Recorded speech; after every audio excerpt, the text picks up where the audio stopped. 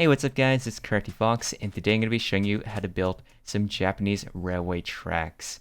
And this includes all the catenaries. We have 6 different designs, some high-speed rail, 1 commuter rail, and then we have 2 rail yard. So first I'm going to review all the designs, and then later I'll show you the more specific measurements just in case you want to build it. So first up, we got the JR West Shinkansen line. A lot of these tracks, they have like 2 tracks, pretty much all of them except the rail yards. This is like your generic JR West Shinkansen line. Here you got the overhead lines to power up the trains, because most trains in Japan, they are EMUs, electric multiple units. And then it's also on a hill, which this one is also. And we also got some fencing all along the sides of it, like a little wall. And I guess you can make it like a tunnel underneath it, just in case, because you don't really want to have railroad crossings in Shinkansen line. And then next we have the Tokaido main line. This is in Fukuroi, Shizuoka. And yeah, this is like a commuter line, so the design's a little bit different. There is so many designs. This is just a small subsection of what designs exist in real life. But yeah, we have like a road here on the side. We got some fencing here, and then a second pair of fencing right in the inner part. And of course, in real life, there's a lot more tracks you can add if you want. You can make like multiple versions of this next to each other for commuter rail service. And then next up, we have some overpasses. So this could be like a bridge, very easy to build a road underneath it. So this is actually the Hokuriku Shinkansen. It's in Saku, Nagano. A lot of these, they're not really in Tokyo, I just noticed. But they do have some nice scenery. This actually might be rather new. I don't know. There's just a picture on Wikipedia of like the E7 Shinkansen. I think they were on it. But yeah, this is really nice. Got some supports down below, some grass, and the road to the side of it, and the overhead lines there are connecting all around the place.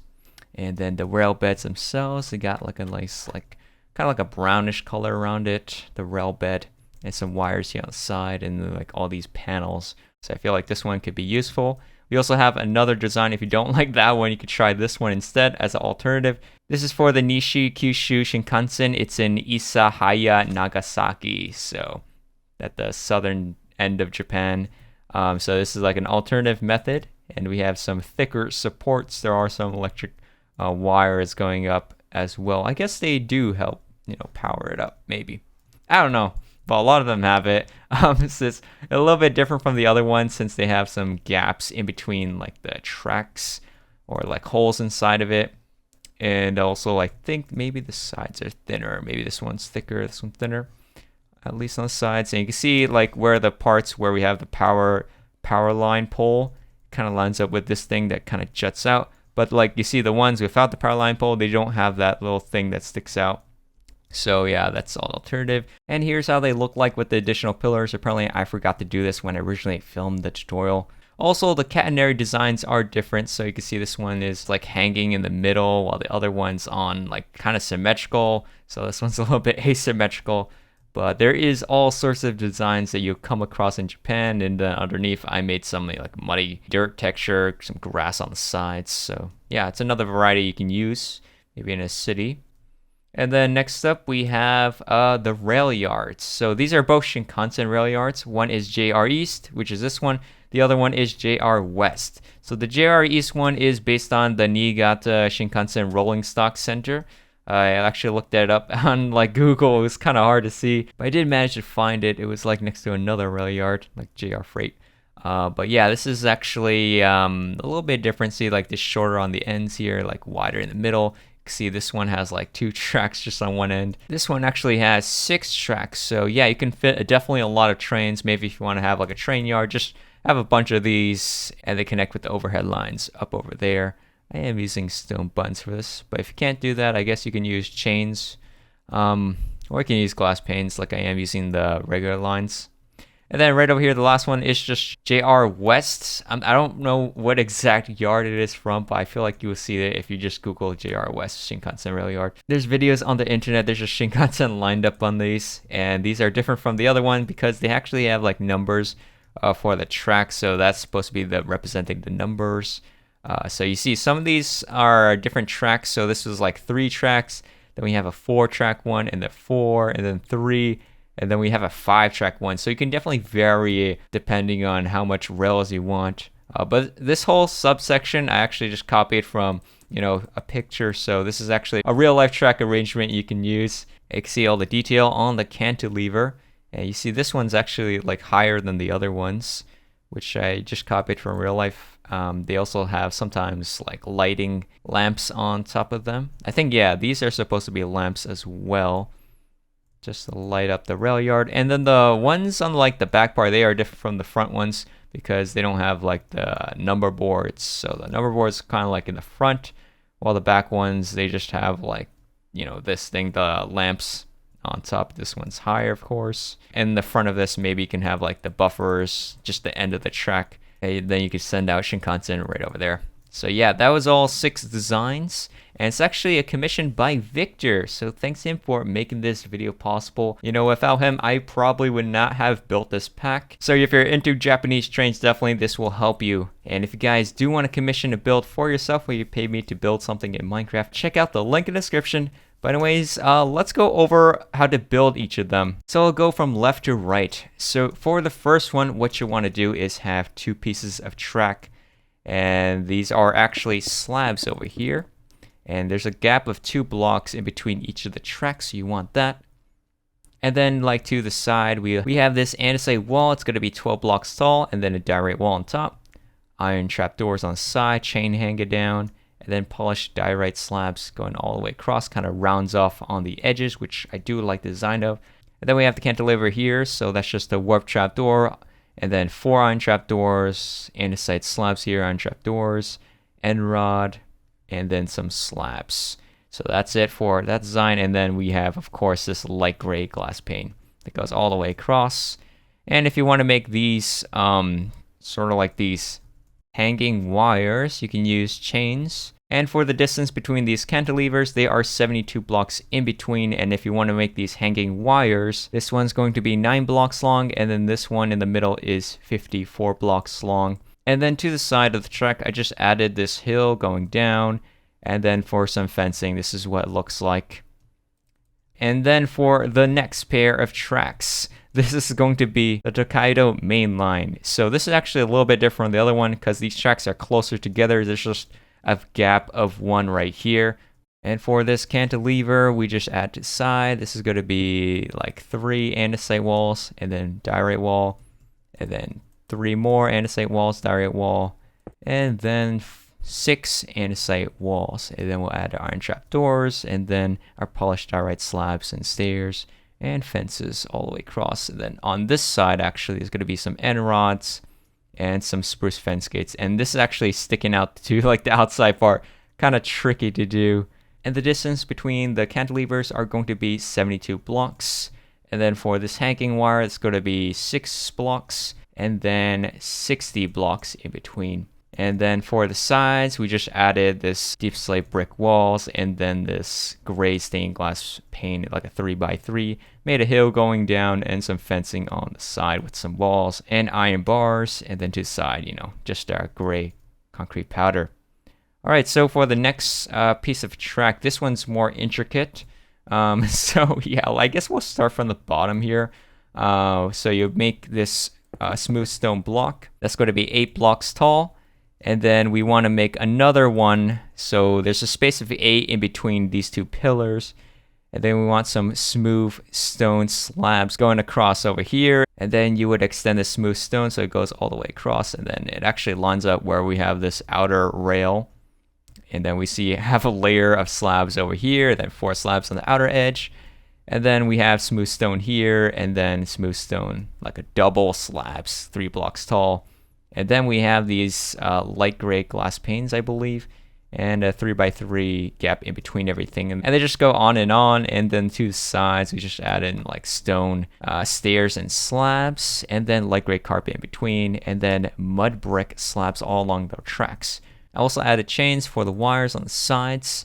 And then down below over here, the distance in between these pillars are going to be 14 blocks wide. So once you make a bunch of them, you actually want to have these power line poles, and they're actually going to be lining up. So I think there's like 4 pillars in between. So you see this middle pillar, there's 1, 2, 3, 4, and then this part, it actually sticks out 4 blocks, and then this is where you add in this power line thing. And this andesite wall is going to be 17 blocks tall. And then at the 10th block, which is right here, you would add that polish diorite slab, and then add in slabs and all this all the way across for that design. Then on the top, we'll add in 2 iron bars, and then 2 iron trapdoors, and then a birch fence. Then for the hanging wires, it's going to be 9 blocks here, and then 54 in the inside part. And you can actually see the distance between these are actually more spread apart than these ones. Alright, so then down below here on the bottom, I just added some grass. And then to the outside portion, I just added this iron bar, so no one can go into this area. Alright, so let's take a look at this next one. Alright, so for this one, you want to add in these gigantic pillar beams. So there's going to be smooth stone block, and we are going to make it 9 blocks tall, and then the 9th one should be right here, okay? Alright, so once you have that, you want to make the base part 6 blocks wide and 3 blocks long this way. And then on the sides, you just add in this like sort of angular section. And then you would make these bars that go across. Now there are 4 bars. There's a gap of 4 in the middle, and then 2 on the outer edge. And then we sort of have this hanging smooth stone slab underneath it. So add that, and then smooth stone slabs in between for the floor of it. And then it goes up right here. Then we see these tracks. Remember to keep that gap every other block. And then light gray carpet on top, and then smooth stone slabs across 3 blocks here, and then smooth stone blocks on sides. And again, this thing is actually very similar to this thing. It's just the 3x3 gap in between all these light gray glass panes, chains on the inside part. And then for the further detail, you can add in stone buttons and this iron bar, and then chain goes all the way down here. Then some chains going across. And some smooth stone slab. That is what that is. Like that. And that is going to be the same design for all of them. And pardon me, this is how it should actually look like. I forgot to put in some additional pillars. So yeah, just add it in between here. So the distance between them are actually going to vary in my version. So I have 34 here, and then 35 here, and then 34, 35, 34. It keeps alternating like that. That's just how I did it if we made these cantilevers the same. But if you want to make it all equidistant, be my guest, and you can actually change it. And you see the ones with the power lines, they have this part sticking out right there. And then we'll go on the inside part. And this andesite wall is going to be 13 blocks tall, and then we have the smooth stone. And then dark oak fence gates, some chains going across. And then we have this birch fence, 4 blocks tall. And that is going to be right on this side, apparently. Don't forget the iron bars there on the side. And you want to have these power lines every other pillar. So you see this one has it, this one doesn't, this one has it, this one doesn't. Keeps on doing that. And then for the floor, I just added some mixture of horse dirt and podzol. So now let's go take a look at the rail yard. This can look complicated because it is actually complicated in real life. So for these andesite walls, what I did, I made them 14 blocks tall. And just added some iron trapdoors on top. And for the tracks, I just have a gap of space in between each of them. And then like 2 blocks wide over here, and then 1 on the side. It kind of varies depending on what it looks like. And then on the edges, I have this andesite stairs slab. And then I'll alternate chain and iron bars like this. And the distance between this and this part, it's going to be, I guess, 8 blocks between the pillar and this thing.